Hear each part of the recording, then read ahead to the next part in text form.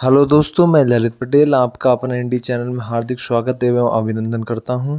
आज के एपिसोड में हम आपसे बात करेंगे ज्योति मौर्य और अंजू उर्फ फातिमा, अंजू थॉमस, जो कि जुलाई के माह में पाकिस्तान गई थी और पाकिस्तान में नसरुल्लाह के साथ उसने प्रेम विवाह किया।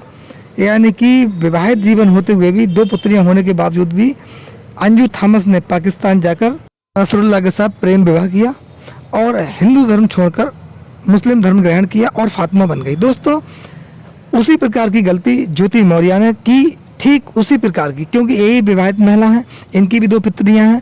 दो पुत्रियां होने के बावजूद भी ज्योति मौर्य ने मनीष दुबे के साथ प्रेम प्रसंग किया। अवैध संबंध और प्रेम प्रसंग का आरोप उनके पति स्वयं आलोक मौर्य ने ही लगाया था। यानी कि आलोक मौर्य को लगा कि अब ज्योति मौर्य के अवैध प्रेम प्रसंग और अवैध संबंध के चलते कहीं ना कहीं मेरी हत्या हो सकती है।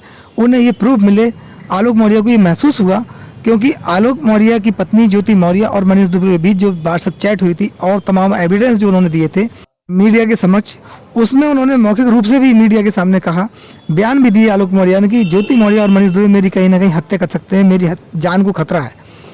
ऐसे में दोस्तों, हम आपसे ये बात करना चाहते हैं कि ज्योति मौर्य दो बच्चों की माँ और एक संवैधानिक पद पर बैठी हुई महिला, जिसने इस प्रकार का कदम बढ़ाने में अपने आप को कहीं शर्मिंदगी महसूस नहीं की, अपने आप को ये महसूस नहीं किया कि कहीं ना कहीं मेरे ऊपर बहुत बड़ी जिम्मेदारियां हैं।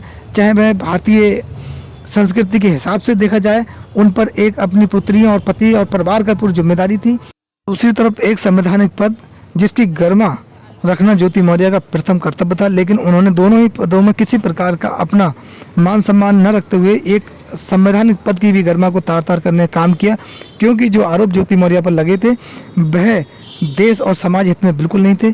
लेकिन ज्योति मौर्य के पति आलोक मौर्य ने कहीं ना कहीं संघर्ष करने का काम किया और ज्योति मौर्य का पूरा काला चिट्ठा और मनीष दुबे का चिट्ठा मीडिया के समक्ष रखा, जिसमें दोनों सवालों घेरे में घिरते हुए दिखाई दिए। इस पर कड़ी कार्रवाई होते हुए मनीष दुबे के अगेंस्ट इतनी बड़ी कार्रवाई हुई कि मनीष दुबे को सस्पेंड कर दिया गया। लेकिन ज्योति मौर्य अपने आप को बचाने में कामयाब हुई। ऐसा लोगों का मानना है, कहना है कि ज्योति मौर्य को बचाने में आलोक मौर्य ने काफ़ी सहयोग किया, क्योंकि उन्होंने अपनी शिकायत वापस ली। शिकायती प्रार्थना पत्र वापस लेने के बाद ज्योति मौर्य ने राहत की सांस ली। लेकिन दोस्तों, ये जांच अभी रुकी नहीं है। इस पूरे प्रकरण में जब व्यापक रूप से जांच होगी तो ज्योति मौर्य का भी फंसना तय होगा।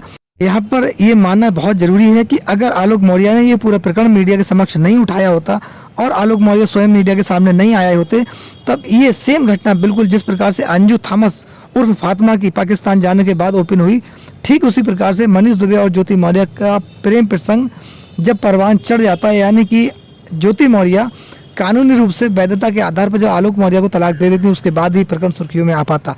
लेकिन आलोक मौर्य ने सोची समझी अपनी व्यवस्था के अनुसार इस मामले को मीडिया के समक्ष रखा और जिससे ज्योति मौर्य और मनीष दुबे कहीं ना कहीं बैकफुट पर आए। उन्हें अपने आप को बचाना ही मुश्किल पड़ गया। उसके बाद जो मनीष दुबे के पूरे काले चिट्ठे थे, कारनामे थे, जो उनकी पूर्व में उनके खिलाफ शिकायतें थी, उन पर भी जांच हुई और मनीष दुबे फंसे। लेकिन ज्योति मौर्य का प्रकरण हम इसलिए आपसे ये संज्ञान में पुनः लेकर आ रहे हैं, ठीक उसी प्रकार से अंजू थॉमस उर्फ फातिमा ने जो अपना प्रकरण पाकिस्तान जाने के बाद ओपन किया और उनके पति को कानों कान भनक नहीं लग पाई, पूरा परिवार सन्न रह गया। जब अंजू थॉमस पाकिस्तान पहुंच गई 17 जुलाई को, उसके बाद ये क्लियर हुआ कि वह प्रेम प्रसंग के चलते नसरुल्लाह के पास पाकिस्तान पहुंच गई और उसने वहाँ प्रेम विवाह भी कर लिया और प्रेम विवाह करने के बाद मुस्लिम धर्म ग्रहण किया। दोस्तों, उसके बाद अंजू थॉमस के बयान जो थे देखने लायक थे। उसने हिंदुस्तान के अगेंस्ट किस प्रकार के बयान दिए, उसने हिंदुस्तान की जनता के मामले में किस प्रकार के बयान दिए, अपने पति को और हिंदुस्तान की मीडिया को किस प्रकार से धमकाने काम किया, यानी कि हिंदुस्तान के अगेंस्ट अंजू थॉमस और फातिमा बोलती हुई नजर आई।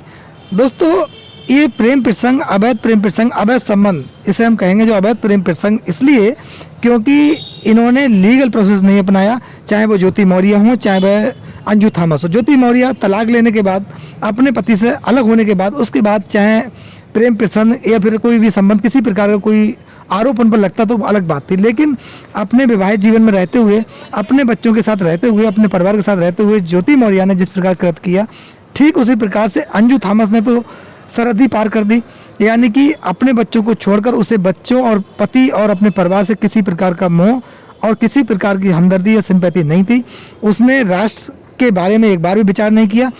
29 नवंबर को पुनः जब अंजू थॉमस उर्फ फातिमा हिंदुस्तान में आई, उसके बयान देखिए, वो मीडिया के सामने किस प्रकार से अपने आप को फेस कर रही थी। मीडिया से बचती हुई नजर आई, बयानों से बचती हुई नजर आई, जबकि वही अंजू थॉमस उर्फ फातिमा पाकिस्तान में कड़े बयानों के लिए जानी जा रही थी। और किस प्रकार से उसके बयान थे, किस प्रकार की उसकी जो लैंग्वेज थी हिंदुस्तान और हिंदुस्तान के लोगों के प्रति क्या थी, वह देखिए वह पाकिस्तान में गुणगान करती हुई नजर आ रही थी। लेकिन अब पुनः हिंदुस्तान में उसने पैर रखा है और अपने परिवार में अपने बच्चों से मिलने की जिद कर रही है। उसे कहना है कि मैं 3 महीने के लिए हिंदुस्तान में आई हूँ, 3 महीने के अंदर अपने बच्चों से मिलूंगी और कानूनी प्रक्रिया के रूप में अपने पति अरविंद से तलाक लेने के बाद पुनः पाकिस्तान लौट जाऊंगी अपने बच्चों को लेकर। यानी कि वह कितना दुस्साहस कर सकती है, किस प्रकार का उसका विचार है, किस प्रकार की उसकी सोच है कि वह हिंदुस्तान में आकर अपने बच्चों को पाकिस्तान ले जाने के बारे में सोच रही है। वह मुल्क जहां पर आम आदमी त्रस्त है, परेशान है, दुखी है, लेकिन अंजू थॉमस से बनी फातिमा पाकिस्तान के गुणगान करने में कहीं कमी नहीं छोड़ रही है, कहीं कसर नहीं छोड़ रही है, बल्कि वह हिंदुस्तान के विरोध में भी एक प्रकार से देखा जाए तो वो बोलने में कहीं पीछे नहीं है। क्योंकि उसने मीडिया को हिंदुस्तानी किस प्रकार से धमकाने का काम किया ये भी आपने देखा, अपने पति के प्रति उसका व्यवहार किस प्रकार का है ये भी आपने देखा, अपने बच्चों से वो क्या हमदर्दी करती हुई किस प्रकार का उसका व्यवहार होगा। वह महिला एक विकृत सोच की महिला कही जा सकती है, जिसने अपने परिवार और अपने बच्चों के मामले में एक बार भी सोचने में बिल्कुल परहेज ना किया हो। दोस्तों, हम आपसे अंजू थॉमस की इसलिए बात कर रहे हैं कि वह महिला है, वह एक शादीशुदा महिला है, विवाहित है और उसकी पुत्रियां हैं, उसका परिवार है। लेकिन इन सब चीज़ों को ताक पर रखते हुए उसने अपने निजी हित, अपना निजी स्वार्थ सिद्ध करने के लिए देश की मर्यादा, समाज की मर्यादा, भारतीय संस्कृति की मर्यादा को तोड़ने का पूर्ण रूप से काम किया, जो एक प्रकार से क्षम्य नहीं है। देश की जनता अंजू थॉमस को बिल्कुल माफ़ नहीं करेगी, क्योंकि देश की जनता अंजू थॉमस उर्फ फातिमा के इस कदम से बहुत दुखी और पीड़ित है। दोस्तों, यहाँ पर अंजू थॉमस को अब बहुत सारी कानूनी प्रक्रिया का सामना करना पड़ेगा, क्योंकि उसने हिंदुस्तान में जाने के बाद मुस्लिम धर्म ग्रहण कर लिया। नसरुल्लाह से अपना तलाक होने से पहले ही उसने दूसरा विवाह कर लिया और ऐसे में उनके खिलाफ एक FIR भी होगी और एक FIR हिंदुस्तान में ऑलरेडी अंजू थॉमस और फातिमा के अगेंस्ट है, जिसका सामना करना अंजू थॉमस को करना ही पड़ेगा और कानूनी प्रक्रिया से गुजरना भी पड़ेगा। दोस्तों, इस प्रकार का कृत्य जो समाज में नकारात्मक संदेश पैदा करे, जो समाज हित में ना हो, वह कृत्य में ज्योति मौर्य एक पढ़ी लिखी महिला जो समाज के लिए आइकॉन हो सकती थी, जिससे समाज सीख सकता था, उन्होंने जिस प्रकार कृत्य किया, ठीक उसी प्रकार से अंजू थॉमस जो कि पाकिस्तान जाकर फातिमा बनी, उसने वो कृत्य किया, वह राष्ट्र हित में नहीं है। दोस्तों, इन दोनों प्रकरण में आपकी क्या राय है? अपनी राय हमें कमेंट्स बॉक्स में ज़रूर दें। आपका बहुत बहुत धन्यवाद। नमस्कार, जय हिंद, जय भारत।